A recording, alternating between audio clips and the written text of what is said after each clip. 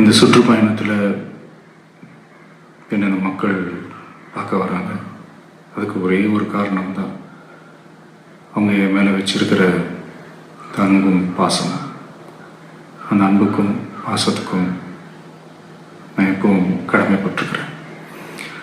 அதனால தான் இந்த சுற்றுப்பயணத்தில் மற்ற எல்லா விஷயங்களையும் தாண்டி மக்களுடைய சேஃப்டி, அதில் எந்த காம்ப்ரமைஸும் பண்ணிடக்கூடாதுன்றதுக்காக தான் அது என் மனசில் ரொம்ப ஆழமாக இருக்கும் அந்த எண்ணம்.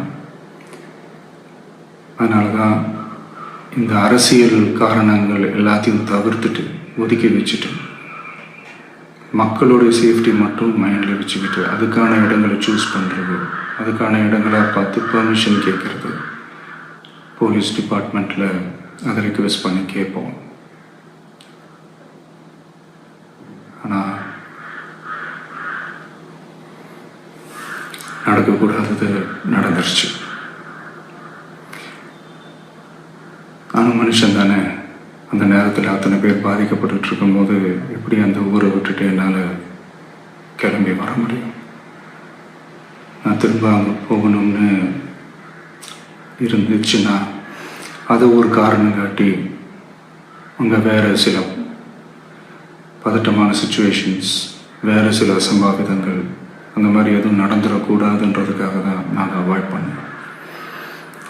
இந்த நேரத்தில் சொந்தங்களை இழந்து தவிக்கிற அத்தனை குடும்பங்களுக்கும் என்னுடைய ஆழ்ந்த இரங்கலை தெரிவிச்சுக்கிறேன். எனக்கு தெரியும் என்ன சொன்னாலும் இது ஈடேயாகாதுன்னு எனக்கு தெரியும்.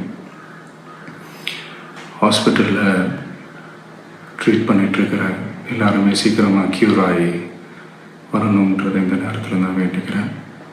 கூடிய சீக்கிரமே உங்கள் எல்லாரையும் நான் சந்திக்கிறேன்.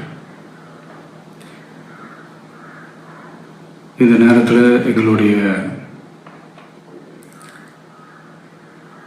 வலிகளை, எங்களுடைய நிலைமையை புரிஞ்சுக்கிட்டு எங்களுக்காக பேசின அரசியல் கட்சிகளை சார்ந்த நண்பர்கள், தலைவர்கள் அனைவருக்கும் என்னுடைய நன்றியை தெரிவிச்சுக்கிறேன்.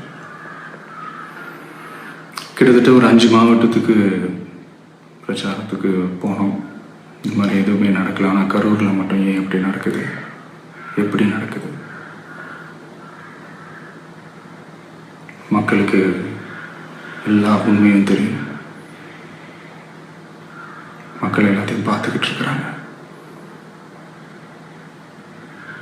கரூரை சேர்ந்த அந்த மக்கள் அந்த உண்மையெல்லாம் வெளியில் சொல்லும்போது எனக்கு கடவுளே நேரில் வந்து இறங்கி அந்த உண்மைகள்லாம் சொல்கிற மாதிரி எனக்கு தோணுச்சு.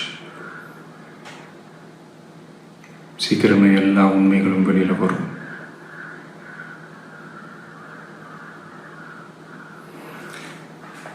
எங்களுக்கு தரப்பட்ட இடத்துல நாங்கள் போய் அந்த ஸ்பாட்டில் நின்று நாங்கள் பேசிட்டு வந்தோம். அதை தாண்டி எந்த தவறும் எங்கள் சைடில் நாங்கள் எதுவுமே செய்யலை.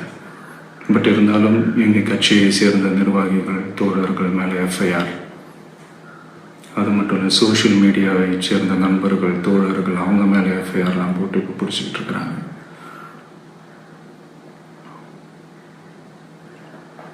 சிஎம் சார், உங்களுக்கு ஏதாவது இந்த பழி வாங்கணும் அப்படின்ற எண்ணம் ஏதாவது இருந்துச்சுன்னா என்ன வேணாலும் பண்ணுங்க. அவங்க மேலே கை வைக்காதீங்க. நான் ஒன்று வீட்டில் இருப்பேன், இல்லை நான் ஆஃபீஸில் இருப்பேன். என்ன வேணாலும் செய்யுங்க. நண்பர்களே, தோழர்களே,